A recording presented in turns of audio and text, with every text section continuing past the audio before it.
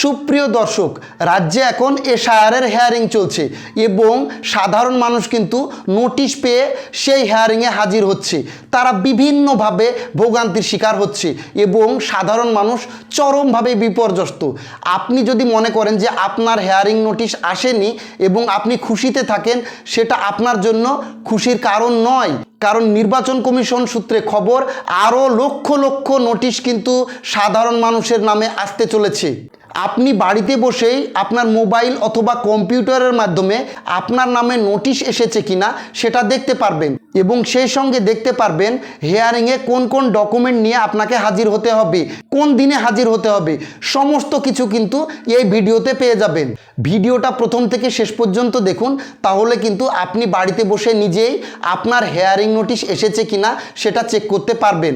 তার আগে অবশ্যই আমার চ্যানেলটাকে সাবস্ক্রাইব করুন এবং আমাকে উৎসাহ প্রদান করুন। তাহলে চলুন দেখি কোন পদ্ধতিতে আপনার নামে হিয়ারিং নোটিশ এসেছে কিনা কিভাবে চেক করবেন। প্রথমে গুগল ক্রোম ব্রাউজারে যাবেন এবং এনভিএসপি পোর্টালে গিয়ে আপনি আপনার ফোন নম্বর দিয়ে লগ ইন করে নিন। লগ ইন করতে গেলে প্রথমে আপনাকে ফোন নম্বর বসাতে হবে, তারপরে নিচে ক্যাপচা বসিয়ে রিকোয়েস্ট ওটিপি অপশানে ক্লিক করতে হবে। তাহলে আপনার মোবাইলে একটা 6 সংখ্যা বিশিষ্ট ওটিপি চলে আসবে। সেই ওটিপি নির্দিষ্ট ঘরে বসিয়ে ভেরিফাই অ্যান্ড লগ ইন অপশানে ক্লিক করবেন। পরেই আপনি ভোটার সার্ভিস পোর্টালের হোম পেজে প্রবেশ করবেন এবং এই পেজের উপরে বাদিকে দেখুন লেখা আছে স্পেশাল ইন্টেনসিভ রিভিশন এসআইআর 2026। তারপরে একটা অপশান আছে search your name in last SIR. তার নিচেই সবুজ রঙের ব্যাকগ্রাউন্ডে লেখা আছে submit document against notice issued. ওই অপশানে আপনাকে ক্লিক করতে হবে এবং দেখুন নতুন ধরনের একটা ইন্টারফেস আপনাদেরকে দেখাবে। প্রথমে যে বক্সটা আছে সেখানে দেখাচ্ছে এন্টার এপিক অথবা নোটিশ রেফারেন্স নম্বর। যেহেতু আমাদের কাছে কোনো নোটিশ রেফারেন্স নম্বর নেই, তাই আমরা এপিক নম্বর দিয়েই সার্চ করব। তাহলে এবার এপিক নম্বরটা বসিয়ে সেন্ড ওটিপি অপশানে ক্লিক করতে হবে। তাহলে কিন্তু যে ব্যক্তির আপনি এসআইআরের নোটিশের স্ট্যাটাস চেক করছেন, সে ব্যক্তির ভোটার আইডি কার্ডের সঙ্গে যে মোবাইল নম্বর লিঙ্ক করা আছে সেই মোবাইল নম্বরে একটা ওটিপি চলে যাবে। ওটিপি সেন্ড করার সঙ্গে সঙ্গে নিচে ওটিপি বসানোর একটা বক্স চলে আসবে। সেখানে ওটিপি বসিয়ে ডান দিকে সার্চ বক্স আছে, সেই সার্চ বক্সে ক্লিক করতে হবে এবং পরে যে ব্যক্তির ভোটার আইডি কার্ড দিয়ে তার হিয়ারিংয়ের নোটিশের স্ট্যাটাস জানার চেষ্টা করছি, দেখুন নিচে দেখাচ্ছে error, no notice has been generated on day, please check after few days. অর্থাৎ এই ব্যক্তির নামে এখন পর্যন্ত কোনো নোটিশ জেনারেট হয়নি, আপনি কিছুদিন পরে আবার চেক করুন। তাহলে যে ব্যক্তির এপিক কার্ড নম্বর দিয়ে হিয়ারিং নোটিশ আছে কিনা চেক করছিলাম, সেই ব্যক্তির আর কোনো চিন্তা করার কারণ নেই। এটা চেক করা হয়ে গেলে আমি আবার হোম পেজে চলে গেলাম এবং আবারও সেই submit document against notice issued ওই অপশানে গিয়ে ক্লিক করলাম এবং অন্য একজন ব্যক্তির ভোটার আইডি কার্ড দিয়ে চেক করব তার নামে নোটিশ এসেছে কি না। আমি এবার দ্বিতীয় ব্যক্তির এপিক কার্ড নম্বরটা বসিয়ে সেন্ড ওটিপি অপশানে ক্লিক করলাম এবং তার ভোটার আইডি কার্ডের সঙ্গে যে মোবাইল নম্বর লিঙ্ক করা আছে সেই মোবাইল নম্বরে একটা ওটিপি চলে গেল। সেই ওটিপিটা নির্দিষ্ট ঘরে বসিয়ে আবারও ডান দিকে সার্চ বক্সে থাকা সার্চ অপশানে গিয়ে ক্লিক করলাম এবং দেখুন সঙ্গে সঙ্গে দেখাচ্ছে এই ব্যক্তির নামে কিন্তু নোটিশ ইতিমধ্যে জেনারেট হয়ে গেছে। প্রথমে লাল রঙের কালি দিয়ে কী লেখা আছে দেখুন, এটাকে আমি বাংলায় অনুবাদ করে বলছি। অনুগ্রহ করে নিশ্চিত করুন যে আধার কার্ডে থাকা আপনার নাম এপিক ভোটার কার্ড দিয়ে আপনার নামের সাথে হুবহু মিলে যাচ্ছে। যদি আপনার নাম মিল না হয় তাহলে অফলাইনে নথি জমা দেওয়ার জন্য আপনার বিএলওর সাথে যোগাযোগ করুন।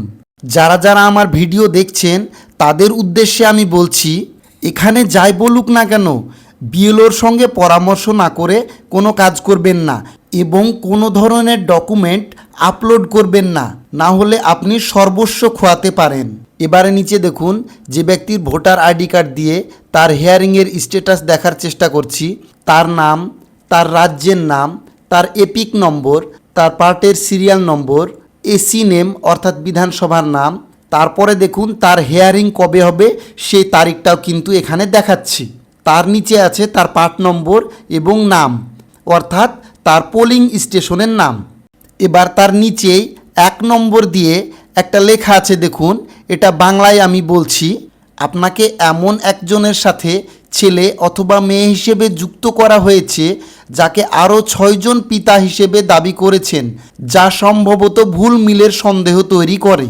এবার তার নিচে দেখুন লেখা আছে upload supporting document against notice reference number. এই যে আপনার নামে নোটিশ এসেছে তার এগেনস্টে আপনাকে কিন্তু এখানে ডকুমেন্ট আপলোড করতে বলছে। তারপরেই আছে proof of relationship with parents, অর্থাৎ আপনার বাবা মায়ের সঙ্গে যে একটা সম্পর্ক আছে সেই ধরনের কিন্তু একটা ডকুমেন্ট এখানে দিতে হবে। জন্ম certificate, driving licence, passport, commission যে 11টা নথি বেঁধে দিয়েছিল সেই 11টা নথির মধ্যে কিন্তু একটা এখানে দেখাতে হবে। এবার তারপরে নিচে দেখুন proof of relationship with grand parents, অর্থাৎ যদি আপনি দাদু দিদা, ঠাকুমা ঠাকুরদা এসব ব্যক্তিদেরকে দেখিয়ে এসআইআরের এনুমারেশন ফর্ম ফিল আপ করেছিলেন, তাদের সঙ্গে সম্পর্কর একটা কিন্তু ডকুমেন্ট এখানে আপলোড করতে হবে। যদি আপনি দাদু দিদা ঠাকুমা ঠাকুরদাদের দিয়ে থাকেন তবেই কিন্তু এই অপশানটাতে কাজ হবে। এবং তারপরে যদি আমরা নিচে চলে যাই তাহলে দেখুন দেখাচ্ছে upload extract of last SIR, অর্থাৎ যাদের 2002 সালের ভোটার তালিকা দেখিয়ে আপনি লিঙ্কেজ করিয়েছিলেন সেই তালিকা কিন্তু এখানে আপলোড করতে হবে। আপলোড ফ্রন্ট আর আপলোড ব্যাক দেখাচ্ছে, দেখুন এখানে প্রত্যেকটা জায়গায় আপলোড ফ্রন্ট দেখানোর কারণ হলো যে অনেক ডকুমেন্টে কিন্তু ব্যাক সাইডে কিছু থাকে না। যাদের যাদের নামে এসআইআরের হেয়ারিং নোটিশ এসেছে তারা অবশ্যই কিন্তু এই ভিডিওটা দেখার পর কি কি ডকুমেন্ট লাগবে আপনাদের কাছে পরিষ্কার হয়ে গেল। এবং যে সমস্ত ডকুমেন্ট আপনারা এসআইআরের হেয়ারিংয়ে নিয়ে যাবেন প্রত্যেকটা ডকুমেন্ট কিন্তু জেরক্স করে নিয়ে যাবেন এবং সেই জেরক্সে সেলফ অ্যাটেস্ট করবেন। আপনি যে ব্যক্তির ডকুমেন্ট দেখান না কেন, আপনি যদি হেয়ারিংয়ে যান অবশ্যই সবগুলোতেই কিন্তু আপনাকে সিগনেচার করতে হবে, কারণ হেয়ারিংয়ে গিয়ে ইলেকশন কমিশনের অফিসাররা আপনাকে কিন্তু এই সিগনেচার করতে বলবে। এটাই এখন নিয়ম হয়েছে। আমি আমার বাস্তব অভিজ্ঞতা থেকে আপনাদেরকে এটা শেয়ার করলাম। আর অরিজিনালগুলো কিন্তু সঙ্গে অবশ্যই নিয়ে যাবেন, তাহলে কিন্তু আপনাদেরকে আমি মনে হয় ক্লিয়ার করে বোঝাতে পারলাম যে কি কি ডকুমেন্ট আপনাদেরকে সঙ্গে করে হেয়ারিংয়ে নিয়ে যেতে হবে। কোনো ব্যক্তির নোটিশ না আসলেও এই পদ্ধতিতে আপনারা একবার চেক করে নেবেন, আর কোনো ব্যক্তির নোটিশ আসলে এই পদ্ধতিতেই আপনারা চেক করে নেবেন যে কি কি ধরনের ডকুমেন্ট কিন্তু আপনাকে সেখানে নিয়ে যেতে হবে। যদি এই ভিডিও আপনাদেরকে ভালো লাগে তাহলে অবশ্যই লাইক করুন, কমেন্ট করুন এবং প্রচুর পরিমাণে শেয়ার করে সাধারণ জনগণের মধ্যে ছড়িয়ে দিন, কারণ আপনার একটি শেয়ারের মাধ্যমে অন্য সাধারণ মানুষের প্রচুর উপকার হবে। ধন্যবাদ, সবাই ভালো থাকবেন।